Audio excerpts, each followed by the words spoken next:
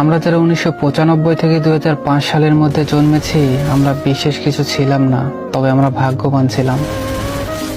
যখন আমরা ছোট ছিলাম, হাতগুলো জামার ভিতরে ঢুকিয়ে রেখে দিতাম আর বলতাম আমার হাত নেই।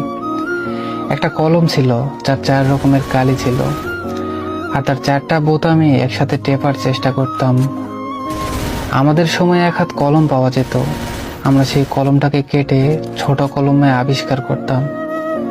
দরজার পিছনে লুকিয়ে থাকতাম, কেউ এলে চমকে দিব বলে।